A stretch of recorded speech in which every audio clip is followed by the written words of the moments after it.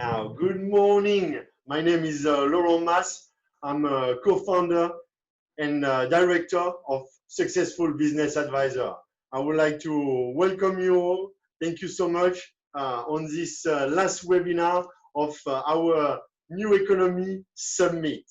And it's all going to be on sustainable development goals. David? Welcome everyone. My name is David Jaffe, also the co-founder with Laurent in Successful Business Advisors. And welcome to the last and the pinnacle of our Summit series webinars today.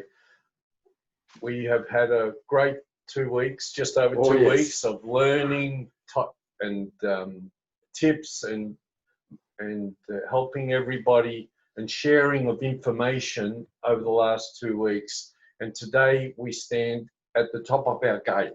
Yes. At the top of the summit, like the eagle, stand tall, look far. Yes. And today we're looking to the future and making sure we have a sustainable world to participate in and for our future generations. And today we've got two speakers here. I'm going to introduce the first speaker, who will then introduce the Professor Wilson.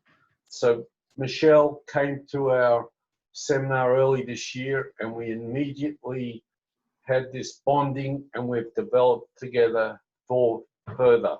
And today we're now presenting on the Sustainable Development Goals this beautiful presentation for everyone to participate and ask questions. Yes. But just about Michel, she's a business sociologist trained in international business, development law, governance. She serves as an advisor on private-public partnerships and initiatives and policy in international development with the various government and government authorities. A passionate advocate of human rights and a skilled negotiator in workplace disputes, cultural disputes and displacement, and international trade and labour practices. She's a visionary solutionist, which is what we need today. Well, there's so many problems, we need a solutionist. Yes. And so plenty of experience, plenty of wise words to come. So I'd like to hand over to Michel. Thank you, Laurent and David, for those very nice words indeed. It's my privilege today to be joined in this conversation about the SDGs with Professor Bruce Wilson. Now, Professor Wilson is the director of RMIT's EU Centre. He is also the co-director of the Pascal International Observatory and director of research for regional development for RMIT. Professor Wilson and I've had the privilege of learning and observing with Professor Wilson, and I'm extremely proud to host a conversation today about SDGs, specifically targeted to the small business area. My voice and my passion comes from observation and industry practice over many, many years. And as I look back and reflect, these are my reflections and observations. The times we live in are times of great progress. There are many, many things that we have today that we never had in the past. Automation and robotics, space exploration, there's longevity of life, choice to earn a living. We have liberal justice systems and governments. And most of all, we have a blending of cultures that we've never, ever experienced to this extent before. But all of this has come at a cost to humanity, to the plant and animal life and the environment we live in today. Right now, where we are and as we live and conduct our lives, I want us to consider the current turmoil and the diminishing capacity that exists in our world today. As Laurent and David said, my name is Michel Stevens, and together with successful business advisors David Jaffe and Laurent Mas, we invite you to share our vision and passion. We want to challenge you to consider an alternative approach to business and share in our learning journey to be empowered and to make a difference in the world today. Today, our learning journey begins with the SDGs. And many of you will have said, well, what is it? You know, what do we do? What does it have to do with me? What does it have to do with business? We want you to just be opened and challenged, to hear a different perspective and consider your response to how you have an interconnected effect on everything you learn, and everything you do has an interconnecting effect with everything else. To kick off, just a little bit of history. In the 2012 United Nations Conference on Sustainable Development, a set of universal goals were formed with an objective to produce a set of goals that met the urgent environmental, political, and economic challenges facing our world. They were known as the Sustainable Development Goals, or in short, the SDGs.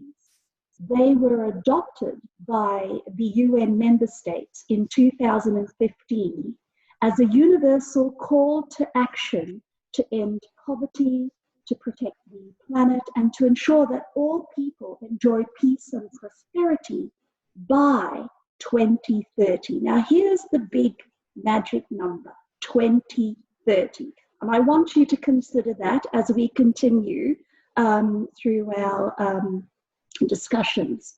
Now, the SDGs are a set of 17 interconnected goals which recognize that action in one area will affect outcomes in others, and that development must balance social, economic, and environmental sustainability. Now, a pledge has been made to leave no one behind. This means countries have committed to fast-track progress for those furthest behind first.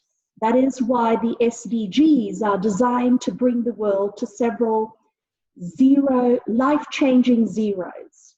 That's zero poverty, zero hunger, zero AIDS, and zero discrimination against women and girls. Everyone is needed to reach these ambitious targets. The creativity, know-how, technology, and financial resources from all of society is necessary to achieve the SDGs in every context. Now, this is you and this is me, big business, small business, individuals, teams, and society in general. You can make a difference. Learn how to use your position as a small business owner, as a member of a family unit, as a contributing member of society, to change and influence conversations and learn how to integrate SDGs into our business practices to harness a future. Because at the end of the day, that's all we want. We want a future. Thank you. Thank you, Michel, for this great introduction of the SDG, and it is certainly one topic that I'm very passionate about, and the SDG has an answer of one quote of an author, Buckminster Fuller, that is saying very close to my heart: how do we make the world work for 100% of humanity in the shortest possible time through spontaneous cooperation without ecological offense or the disadvantage of anyone? It is a question that we can ask every day on a micro or macro level. And today, our learning conversations begin with the SDGs. And it is our privilege to talk about the SDGs with one person that I met through the French-Australian Chamber of Commerce and the European Chamber, and same that is very close to my heart, Professor Bruce Wilson, that is a director of the European Union Center at RMIT University, co-director of the Pascal International Observatory, and director of research of regional development for RMIT. Professor Wilson will be talking about SDG with our own Michel Stevens. Good morning, Professor. Good morning. Bruce. Very pleased to be with you. Thank you. Thank you. How are you? Good? Yeah, I'm doing what we all are these days, working remotely, distancing, etc. Yeah, it is indeed very good. Great to.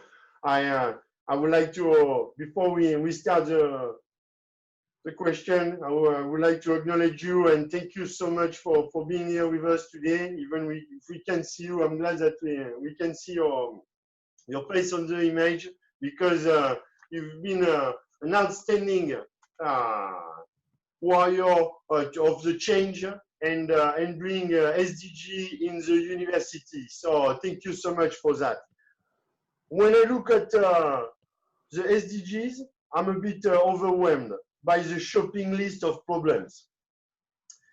It points to, and I don't know where to begin. It makes the average person want to give up before they have even started. So, Professor Wilson, how can we make sense of the extensive and detailed agenda for change that the United Nations has committed to? Thank you very much indeed, Laurent, and to Michel for the opportunity to join this conversation. I think the first point to make is that when the UN made its decision in 2015, 193 countries unanimously signed up to the SDGs. But what they signed up to was an agenda to transform our world. From the point of view of the UN, and if you go back and look at the actual documentation, it talks about an agenda to transform our world for all those reasons that Michel has pointed to. In our research work, we have a number of research projects underway in our centre, and we are collaborating with researchers in Glasgow, in Singapore, in India, in Philippines, in New Zealand, as well as in Australia and other Pacific countries. We think there are 4 ways that you can kind of think across the 17 goals, 169 targets that sit behind those goals. Rather than trying to grab with all of that detail, you can think about there being a significant part of the agenda which is addressing what we might regard as universal public services, things to which all citizens are entitled. Education, health, energy, you might even say food, clean water, etc. They're universal services that are picked up under one or the other of the SDGs. But if you're thinking about it from a public policy point of view, governments need to think about those things that really need to be established as universal services for all. There's a second category which sits around climate, and Michel also, and you've referred to that in your own comments. And of course, we had the Transform Our World agenda adopted in 2015 in New York. Only a couple of months after that, the climate action framework was adopted in Paris, and SDG 13 specifically refers to that work of the climate framework, and that sort of points to a second category of actions that cut across the whole agenda. Our planet is in crisis, and therefore we need to be adopting practices, all of us need to be adopting practices. It's SMEs, it's large companies, it's us as individuals. Practices which understand the pressure that the planet is under and the need to be adapting our circumstances. So you have SDG 13 on climate, you have 14 on water. We have a seminar in our centre today on SDG 14. 15, you could look back at 6 as well. All of those get wrapped up around the importance of our environment and the protection of our environment. And I think one of the really interesting debates that's coming out of the impact of the COVID-19 virus is a recognition that recovery, the huge kind of economic costs of the COVID-19, we will only exacerbate those costs if we go back to what we knew before. We have to come out of the COVID-19 crisis thinking green. And already the US even, as well as other major nations around the world, has agreed to meet, I think it's next month, to plan how the recovery from COVID-19 can focus on the kind of the greening of our economy. So that's the second category. There's a third category, particularly goals 16, 17, but also global citizenship in SDG 4 and education, which is about quality of relationships, about how people need to be able to form partnerships, to work together, to focus on fairness and honesty and integrity in our relationships with each other. And the other category, which I think is the final kind of grouping of goals, fourth way of thinking about our agenda, is absolutely relevant to SMEs and to all of us who are engaged in workplaces. It's about how people get a livelihood, how people earn an income to look after their families, to build their aspirations for their lifestyle, and how we can do so in a way that provides decent work and proper economic circumstances for all of us. So four things that I think come together to make up the whole of the UN agenda. One around universal public services, one around the importance of transforming our environment and protecting our environment, a third about relationships and partnerships, and a fourth about decent work and building workplaces that are great places for everybody to be. Fantastic. Thank you so much, Bruce. Michel, would you like to say a few words on a SME point of view? Just picking up on what Professor Wilson has said, the greatest difference that individuals can make is the one that they act by choice themselves. Now, when you look at the SDGs, yes, they look confusing. Yes, there's a lot of them. And you think, well, how can I, a single person, work towards any of this? The answer is simple. What resonates with you the most? What gets you the most? When you look around, where do you think you start with that? You know, you take one and you learn about it, you investigate it. And slowly you will find that when your conscience is pricked about certain issues, you become inquisitive and open to understanding how everything happens. And the important thing here is, in business, the same approach is encouraged. You look at what resonates with your business first, and then we look at mechanisms on how you can contribute and make that work and come together. Thank you, Laurent. Yes, thank you very much, Michel. Well said as well. So, looking at the 2030 time frame, that is only 10 years from now. Professor Wilson, how realistic is it that government can deliver? What are your thoughts? This is a very good question, because we have many examples of governments coming together internationally to try and solve problems. Typically, they are much more narrowly focused on things, for example, like deforestation or protecting fishing stocks.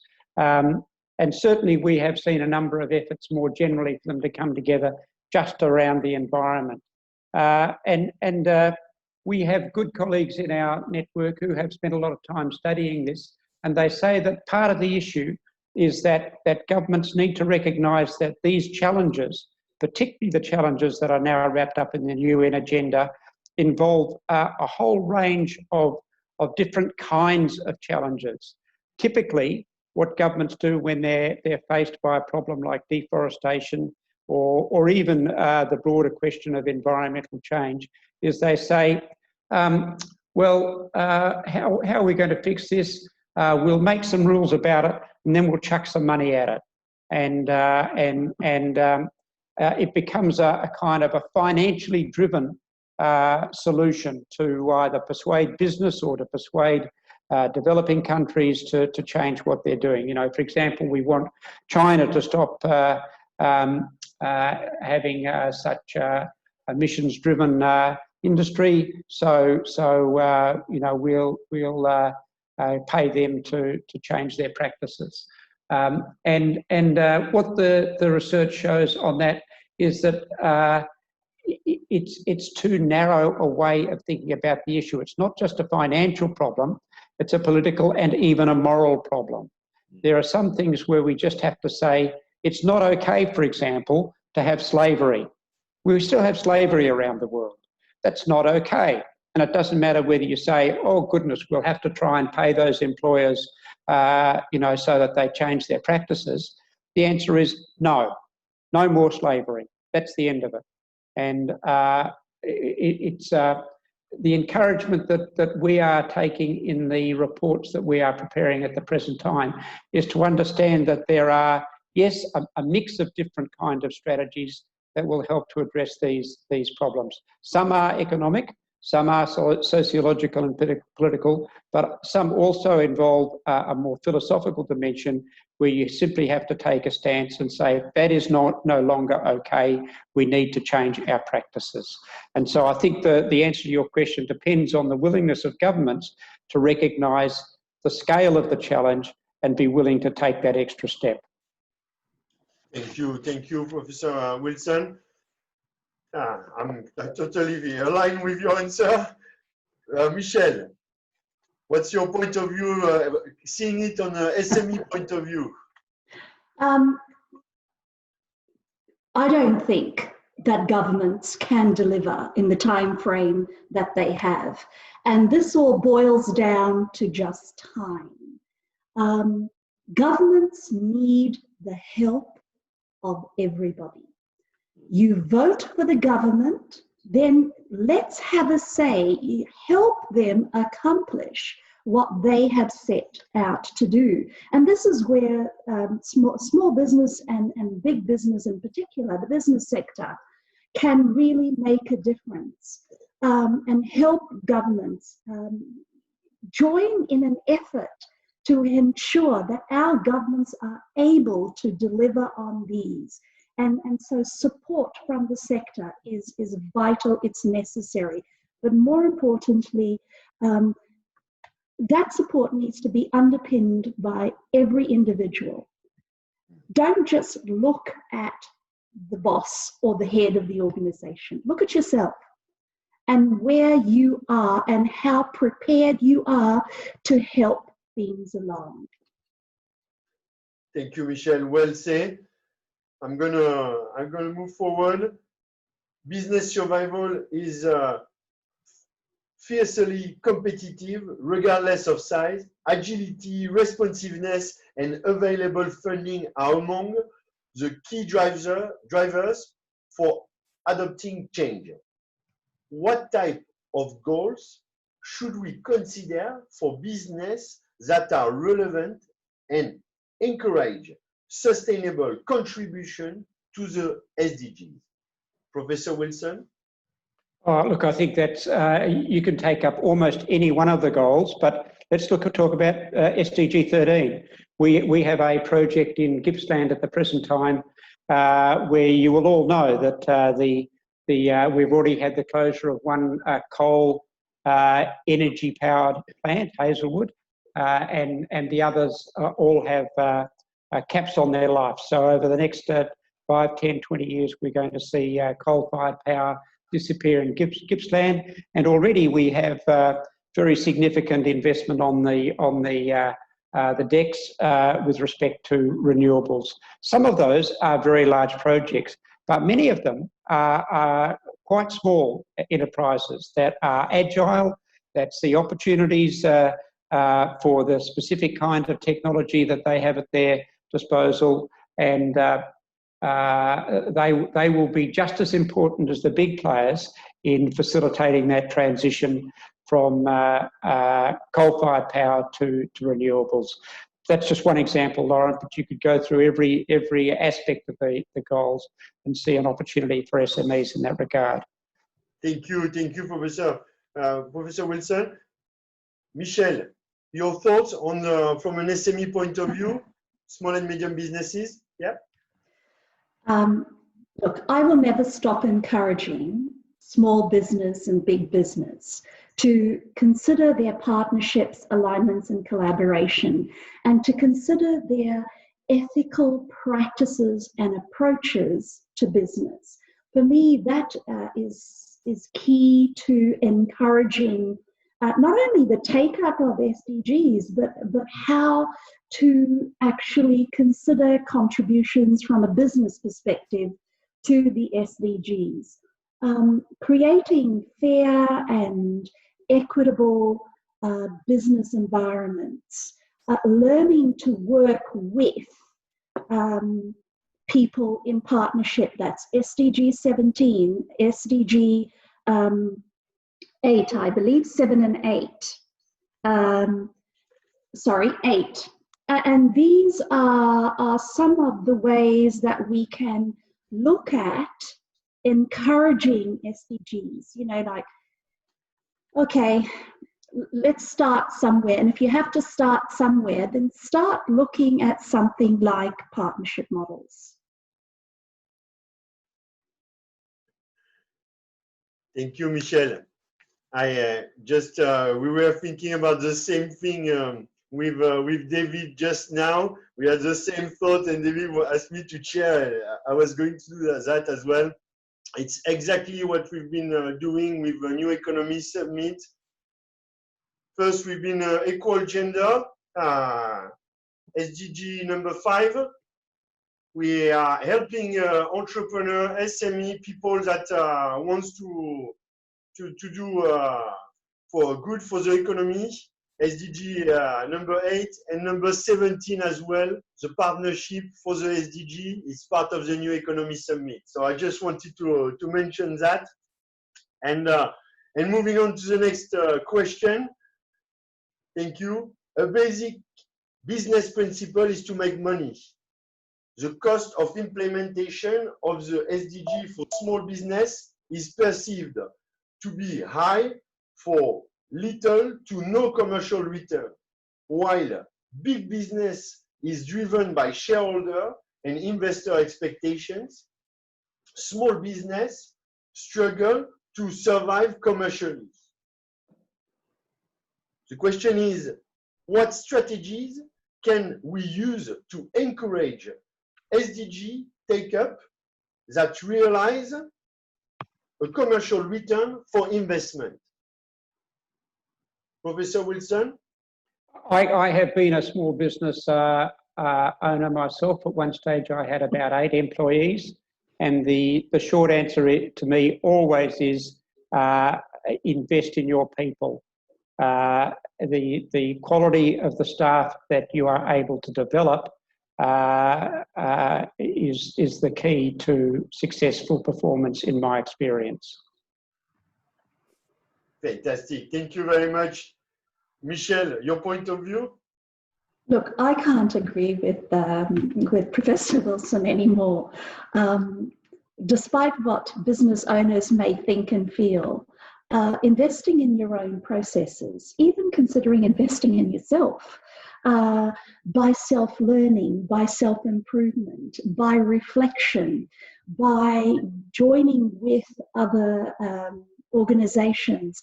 That in itself is probably the greatest encouragement to take up SDGs, because by the very fact of collaborating and working with other people and investing in your own clients, there is a commercial return for investment.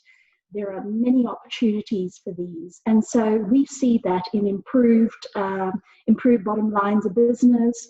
Networking cannot be for small business cannot be talked about enough, and these all underpin how we can take up the SDGs and look at viable commercial returns on your actual businesses.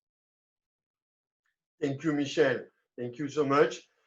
Just one quick point before to the last question on any presentation or strategy session. I always mention the best investment that you can do is invest in yourself. And investing in yourself and your company, your team, it's definitely progress. And investing on implementing those SDGs, it's definitely a progress. And progress is happiness, for sure. At all the time that you're doing a progress, a step forward, you're happy and blessed. So let's moving on to the last question. Let's move forward to the future. There is much talk about the future of work and the automation anticipated to replace humans. The question is, how do you see the future of work in relation to the SDG? Professor Wilson? I think that the difficulty with providing a simple answer to that question is that we have such widely divergent working environments across the world at the present time. And so some of the extent, if you look at the extent of automation in China already, you've got a massive scale of use of robots. There's still plenty of work for Chinese people, whether it's a kind of work that we would want to see for all people throughout the world, whether it's properly providing for livelihoods, that's another question. I don't think there's any hesitation anywhere in the world in recognising that there are huge unmet needs with respect to health and care work, and indeed to environmental work itself. I can give one very practical example of issues to do with the forests in the east of Victoria. As we increasingly agree for environmental reasons not to log those forests, there will need to be a whole new range of jobs that are developed for maintenance and care for the forests. And so I think we will see that process evolving all the time, that as a lot of the mass or commodified work is automated, different kinds of roles will begin to emerge. Almost invariably, those roles would involve knowledge and learning.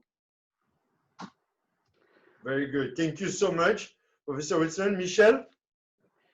I think this is probably my favorite part of thinking about work. I'm an optimist, and all I see is opportunity, opportunity, opportunity. Now, yesterday we heard one of our panelists and conversationalists, Maurice Myslowski, speak about the future.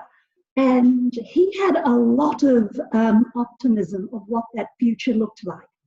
The future of work, although there's going to be a lot of automation, provides each and every one of us with the ability to be creative, to think outside the norm. We have progressed a long time doing things a particular way for such a long time.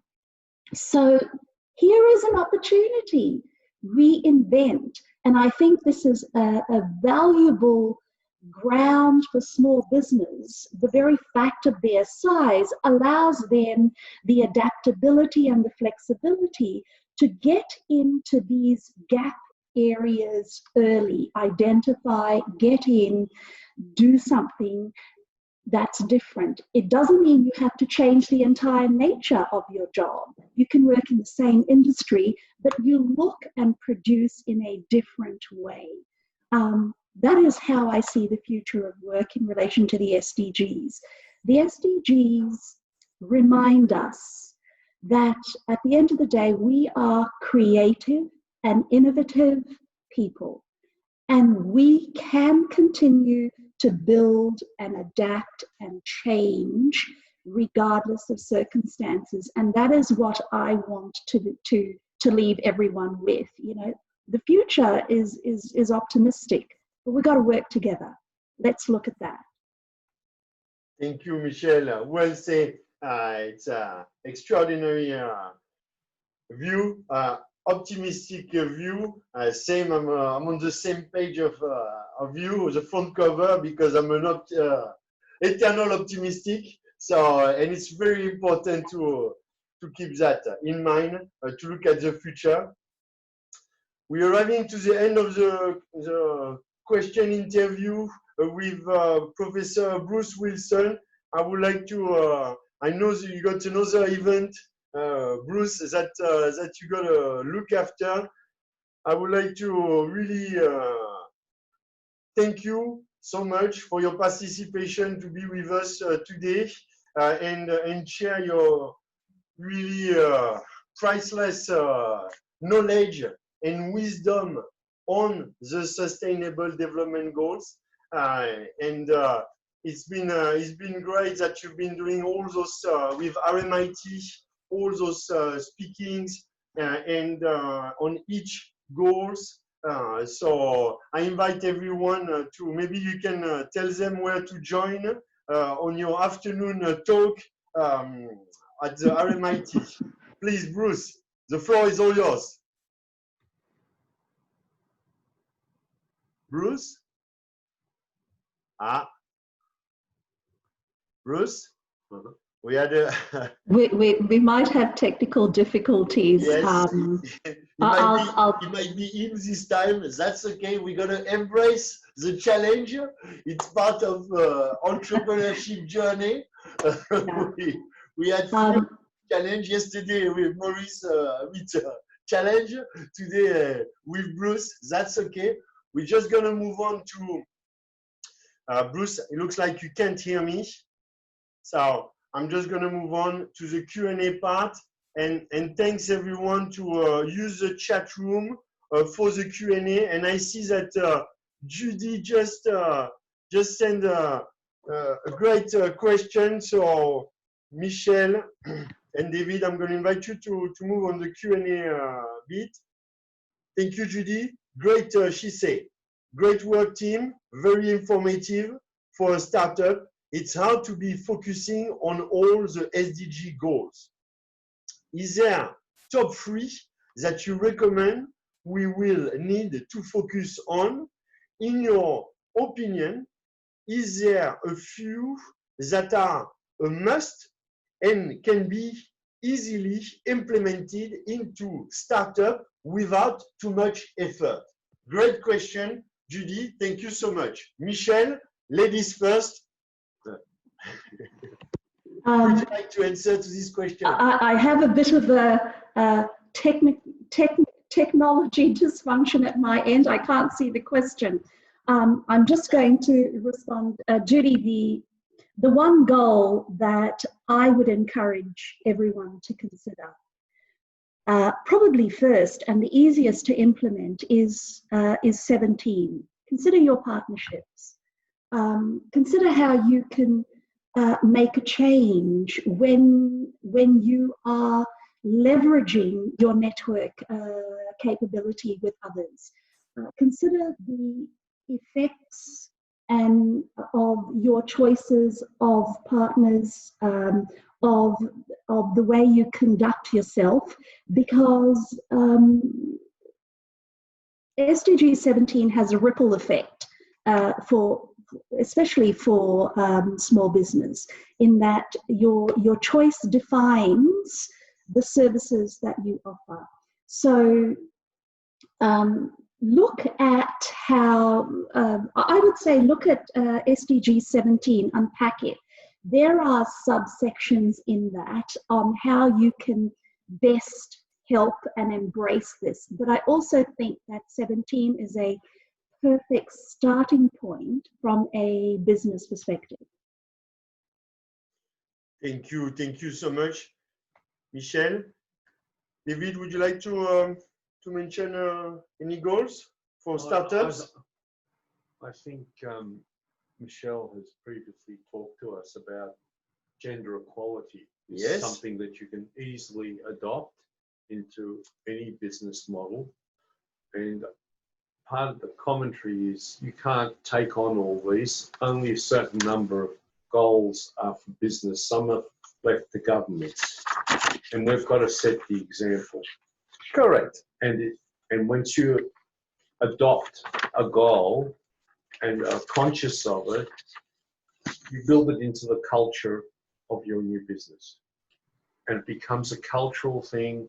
The people that you come into contact with as customers, staff, suppliers, know where you come from, what you're out to achieve, as well as make money, but they will, like-minded people will work together, and individually we can't do anything, but as a group, we can make a big difference. And I think that's the whole thing about the SDGs, that if we can encourage a community of people to work together on towards the same goals, then we can make a difference. Because we can leave it to government, but that's what might end up happening. It will be left to government, and we'll be worrying about 2040, because 2030 will have passed us by. Yes.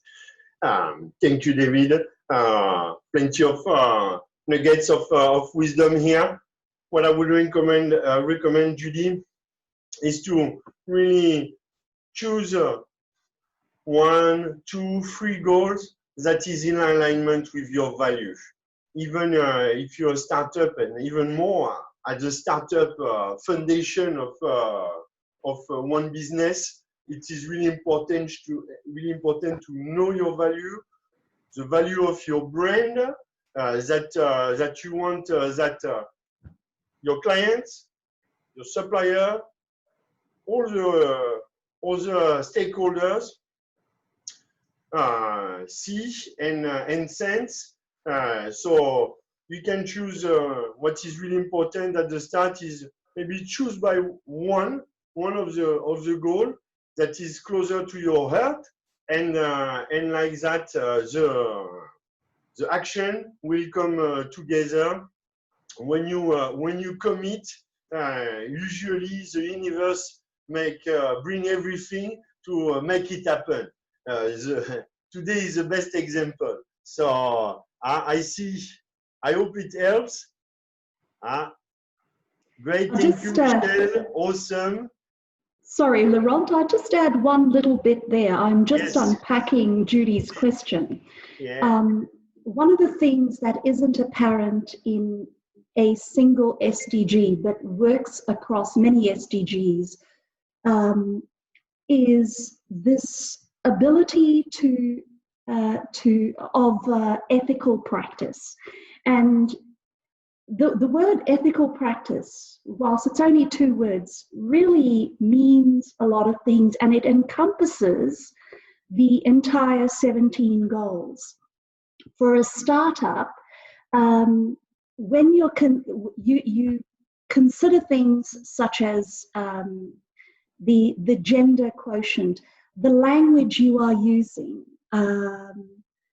especially if you are putting out documentation, be mindful that there are a lot of people who identify in a specific way. There is a transparency and there is a transparency requirement in all the SDGs, whether you're a business, whether you're a government, and that is your ability to relate and be upfront about what it is you do, how you do it, and why you are doing it.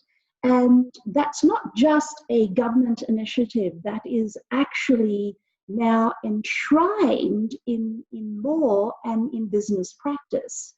Reportability, how you are reporting to regulators, to other companies, to the public.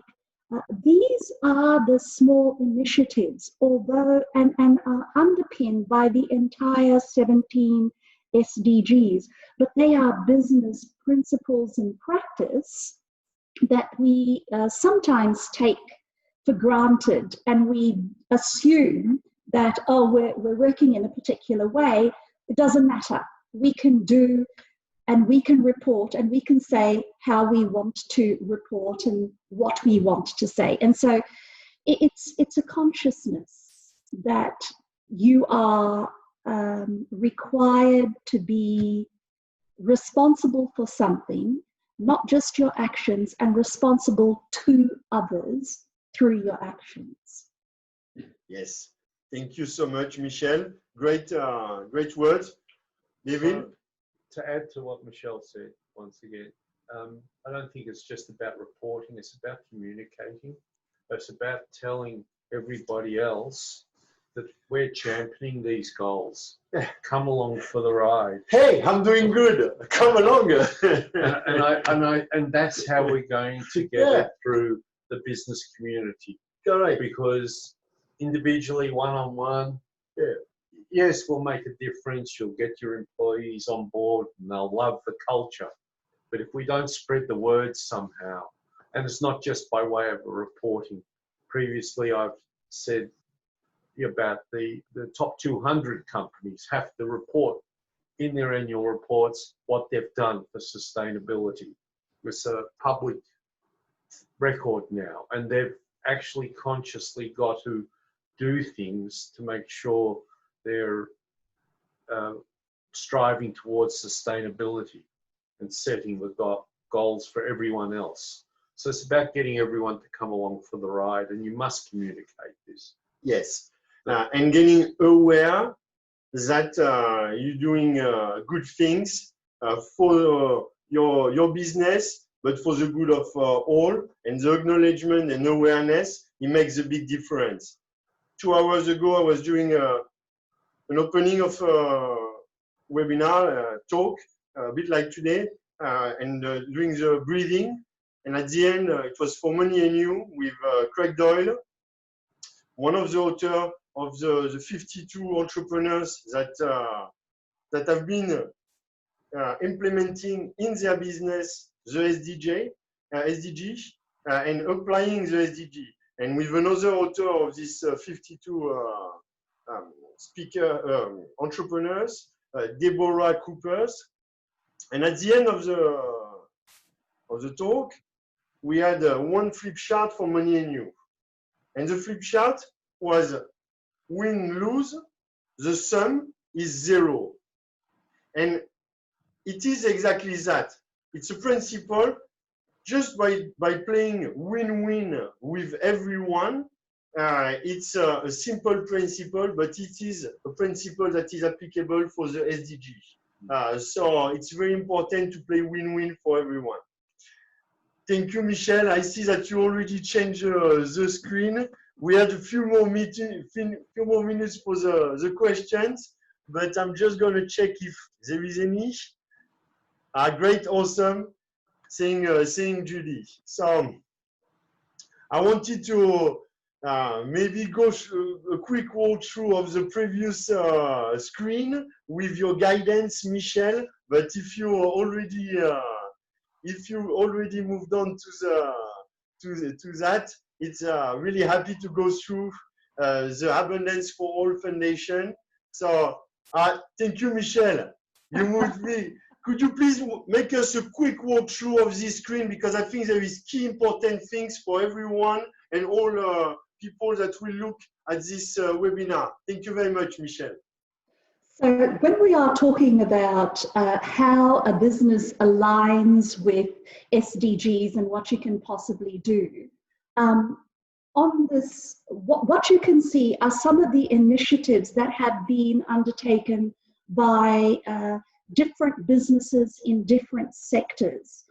Right up the top, and I'm directionally challenged, so please excuse me, you see the initiatives taken by the World Banks. Now, the World Banks got together, and 125 of them got together in September last year to come up with principles for responsible banking, how they can integrate the SDGs. Now, this is extremely important because one of the outcomes from the World Bank summit was the availability of funds for businesses globally to the tune of 70, now I'm going to say that clearly, 70 trillion. Now, as a small business owner and operator, what this is that there is an increasing amount of funding and grants available that are tied to development. And the banks are changing their selection criteria based on this. So that's just one sector, the banking sector, but that sector tends to affect most of us in business. Now, the other in the bottom left of the screen talks about the agricultural industry and the renewable energy industry. There are initiatives in forestry, floristry, and solar panels. The encouragement of take-up. Down the bottom right, there's two colored maps. They are ideas of how you can actually incorporate SDGs in your supply chain.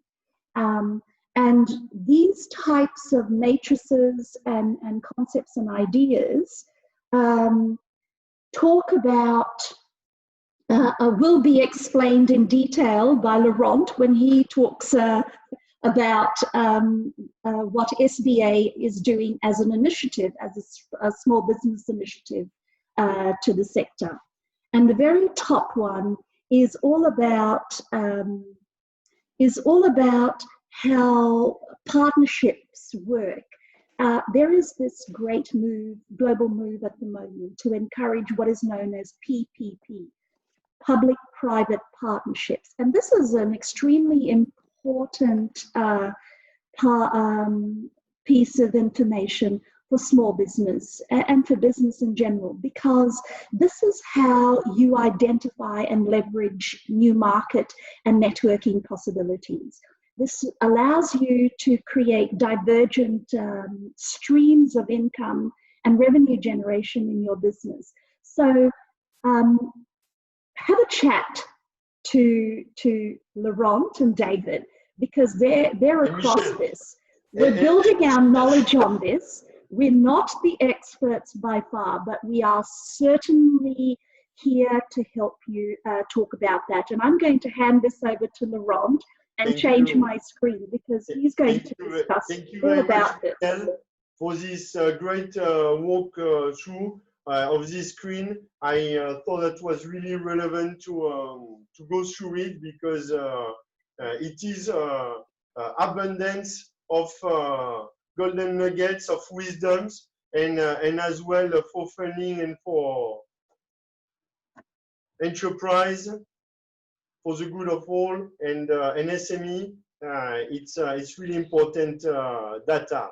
So we're going to change the share screen, and we are very pleased this morning. We started a bit late due to technical issues, so I'm conscious about your time. We will send the recording, but I wanted to first share a bit about our story of us, and how Michel, David, and I we got together to create Abundance for All Foundation. And basically it started at the beginning of I'm gonna start very back when I went to Brisbane in 2018 for one program called Money and Youth. I met Paul Dune, the founder of B1G1, and it was for the first time that I heard about the Sustainable Development Goals. I never heard about it. I saw that it was created in 2000, approved in 2015, and I said to myself, wow, how? Myself, as that I really love entrepreneurship, it's one of my passion, I never heard about it. And I straight away, I saw and I felt that something needed to be done, particularly in Australia, because we are a bit out of Europe, and it is a bit far away. A beautiful country, but a bit far away. And when we started to partner with David and create successful business advisors, we made a few presentations to assist startup, SME, entrepreneurs to thrive last year. And at the end of last year and beginning of this one, 2020, I said to David, let's do one presentation to help SME to implement in their strategy the Sustainable Development Goals. And so he knew me over 10 years, you know, he already believed a bit on it. And finally, we made it at, it was early in February. We made a presentation on the Sustainable Development Goals and how to implement it in your business. It was at the International Chamber House, where all the chambers of commerce, French, American, Chinese, English, British.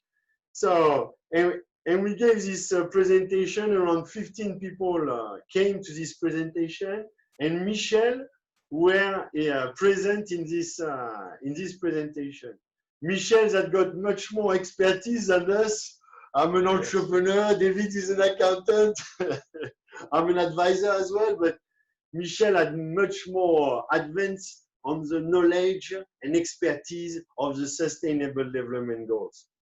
And our story started from this presentation. So when I was saying, when you commit to something, and it's one flip chart in Money and You, when you commit to something, is universe bring everything to make it work, to make it happen. So I really invite you to commit to the SDG, and today we take this opportunity of the last webinar of the New Economy Summit. It is 30 June in Australia, so end of financial year, to launch our new range of services to help SMEs to apply SDG in their business. On Abundance for All in our website, Michel, we can see the website, huh? We're still on the previous website, on the previous screen. So if you can bring the website, that would be great. And basically, to walk through the website before to seeing it, it's can you? Yes, beautiful. Thank you very much, Michel. We can see now. And we officially launched our page of Abundance for All Foundation, here to help the new generation of entrepreneurs thrive and return a positive impact on the world. And it is really important to have a positive impact and to get an elevation of ethical business consciousness, that you're a startup, that you are an entrepreneur or SME.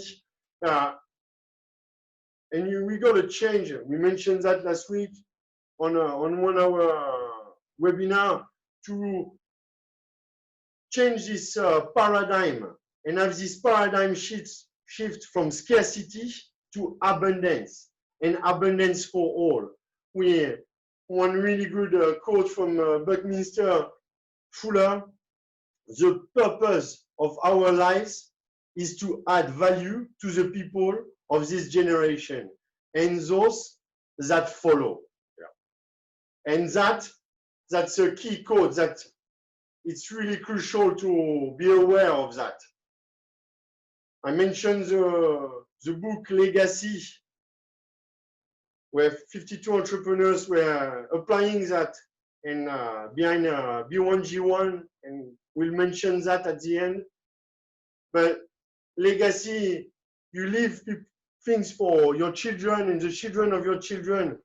But as well, it is really important to enjoy the legacy and to enjoy what you do, to enjoy the ride, and being able to be aware of the impact, but as well enjoy it while doing a good impact. So if we go down a bit more, we mention who we are and our vision for the good of all and for the good of entrepreneurs and SME. Michel, if you could go down a bit, and we're going to wrap up by just mentioning all the benefits of the SDG for business that you might not be aware and that will help SME with. Is definitely a new market, a future business.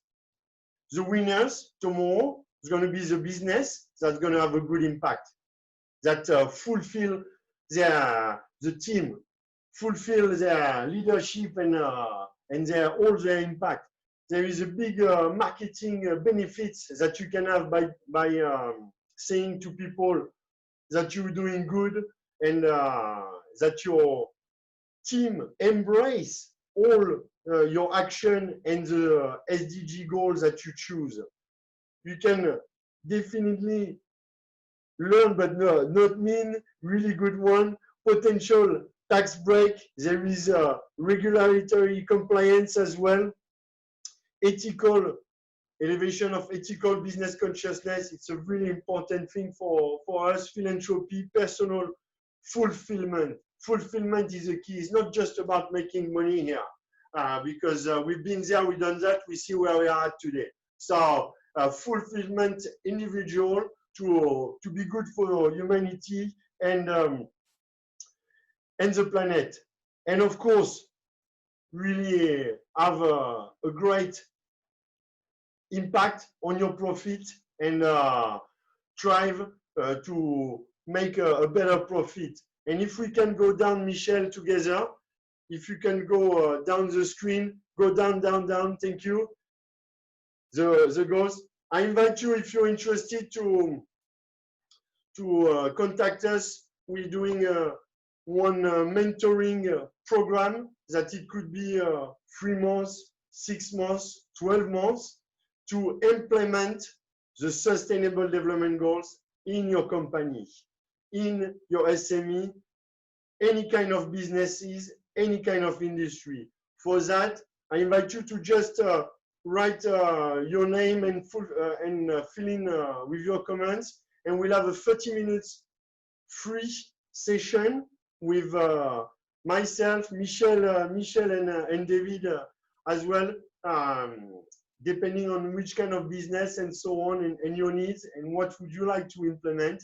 So I would like to first saying a big thanks from all my heart to Michel and David, because yes, this morning, Michel, I woke up, you know, and I said to myself, wow, today I'm going to realize one of my dreams, you know, and it makes a big difference.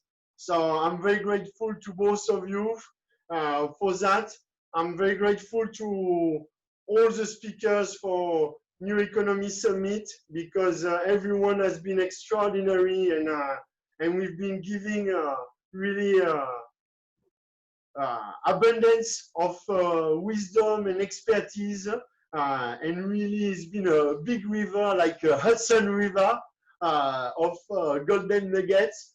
So thank you to all the speakers, and I would like to thank as well all the audience, for those who join us and those who are currently listening this video. So, David. Thank you, Laurent. Thank you for coming up with the idea. Thank you for pulling this together. As you can see from Laurent, he said one thing for sure. He is passionate about this. And I share the passion, Judy shares the passion, and we're going forward with this today. This morning when I was walking around the park, I said, when I came in, I said, I was trying to think of an emotion to describe how happy we are to be launching this. And what I came up with is, it's like a child in the lolly shop. So much excitement. Which one do I pick? You know, like this is. So congratulations to all of us for launching this. Thank you to all the people that have come along to all our webinars. And we look forward to doing it again. And as we are very gentlemen, the last word will be for Michel. Please, Michel, wrap it up. David and Laurent, thank you from every participant of this week. The entire 11 and, well, 12 speakers, giving us a forum to be able to speak with and share our visions with everybody else. Most importantly, thank you for the participants who have patiently sat through and listened to every one of our sessions, asked questions and participated in ways that they would not have otherwise been able to. It's sincerely appreciated. The last point on this is, please stay tuned, because there are more conversations with industry coming. Thank you very much. Yes, thank you so much, Michel. Thank you all, and have a wonderful day and a good start of the new financial year. Thank you all. Bye-bye.